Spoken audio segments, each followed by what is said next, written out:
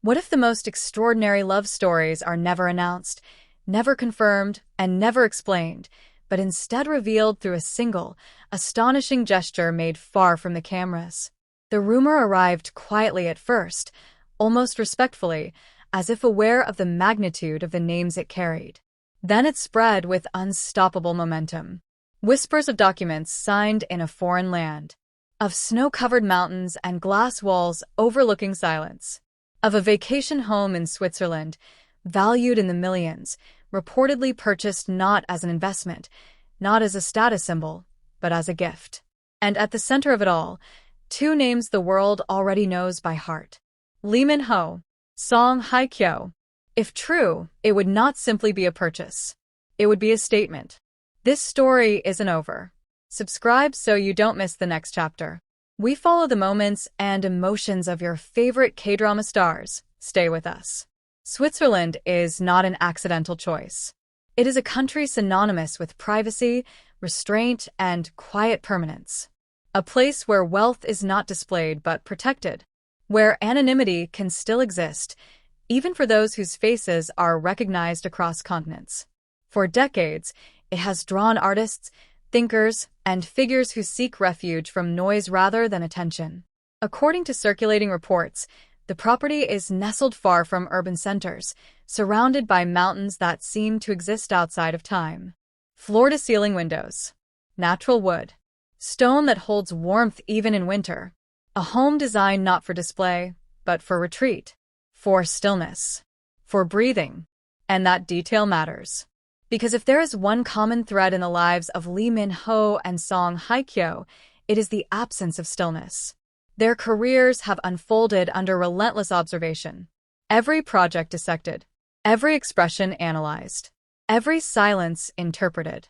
Fame did not arrive gently for either of them. It arrived like a tide, and it never fully receded.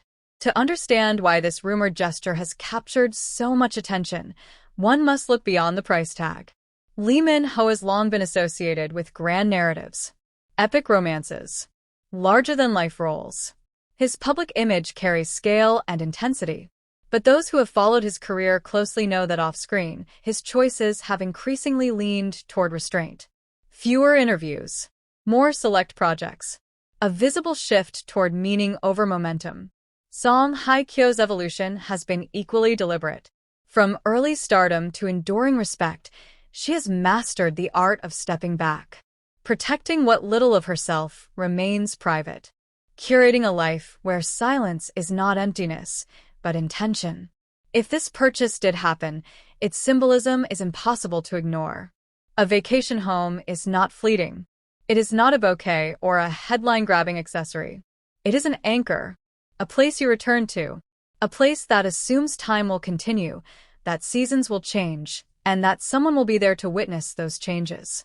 Sources close to the speculation emphasize discretion.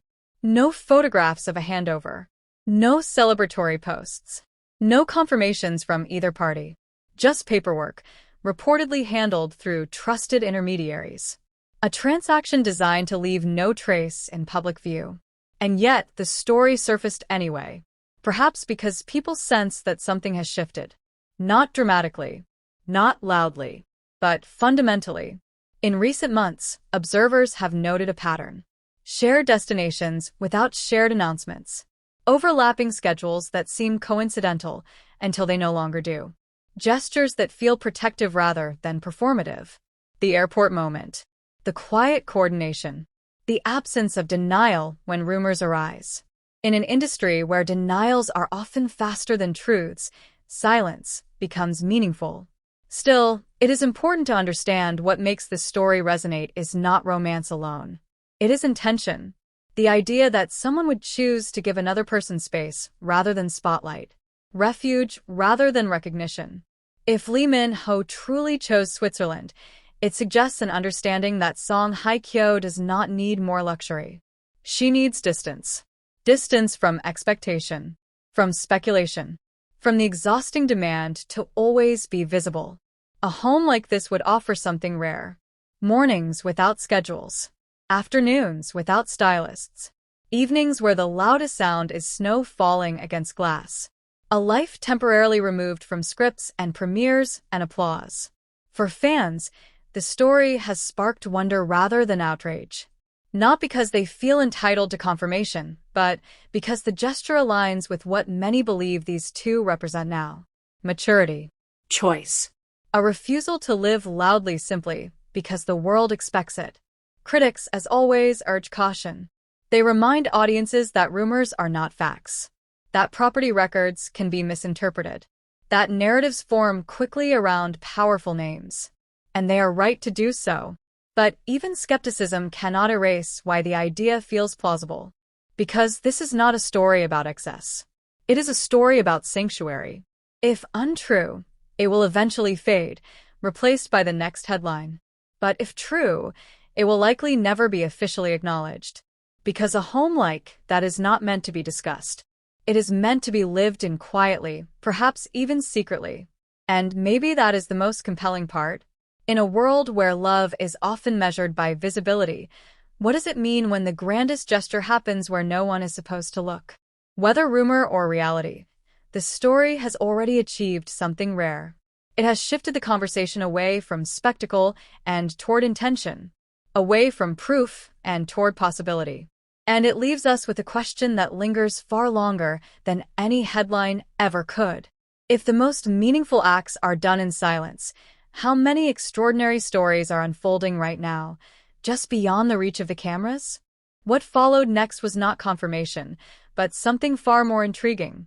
The silence held. No representatives rushed to correct the narrative. No carefully crafted statements appeared to dismiss the story as fiction. There was no urgent clarification, no legal language, no insistence on misunderstanding.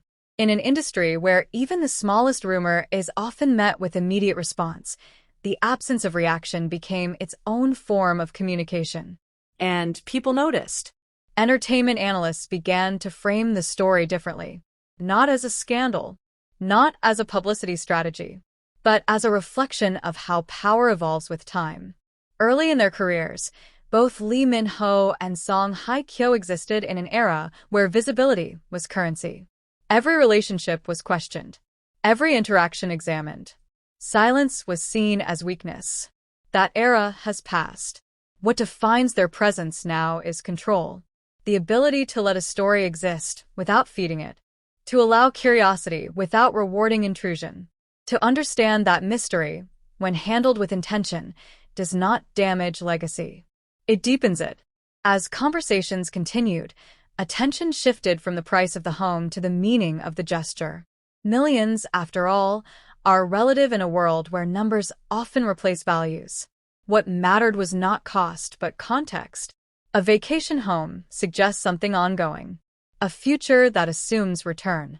Not permanence in the traditional sense, but continuity. The belief that there will be moments worth escaping for. That there will be time, later, to step away together or apart, without explanation. Switzerland, again, came back into focus. A place where privacy is protected not by spectacle, but by law and culture. Where paparazzi culture is restrained. Where discretion is not an exception, but a norm. For two people whose lives have been shaped by constant observation, the symbolism is impossible to ignore. Observers also noted something subtler. The tone of the conversation surrounding the rumor was different from typical celebrity speculation. There was less entitlement, less demand for proof, more reflection, almost reverence. Perhaps because the story did not ask to be believed. It asked to be considered. Those close to the industry quietly acknowledged a truth rarely spoken aloud. At a certain level of experience, relationships no longer need validation. Grand gestures are not performed for applause. They are made for understanding, for safety, for peace. If such a home exists, it would not be a declaration to the world. It would be a declaration to one person. A way of saying that rest matters. That escape is allowed. That privacy is worth investing in. And if it does not exist, the fact that so many found the idea believable speaks volumes on its own. It suggests that audiences now see Lee Min-ho not as a figure chasing attention, but as someone capable of restraint. Someone who understands that protection can be more meaningful than possession.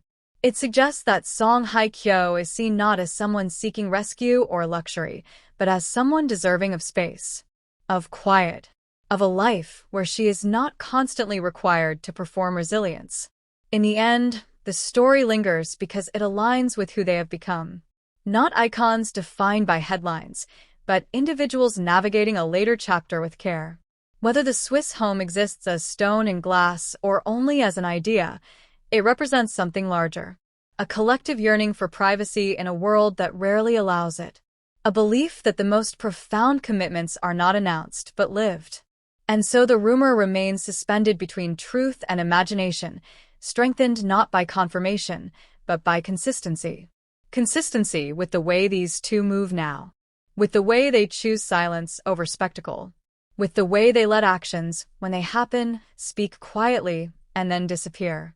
Perhaps one day, years from now, a passing photograph will surface. A glimpse of mountains through a window. A reflection in glass. Nothing identifiable. Nothing provable. And even then, the world may finally understand. Some stories are not meant to be verified. They are meant to be respected. Because the most enduring legacies are not built on what we are shown, but on what is carefully, deliberately kept out of view.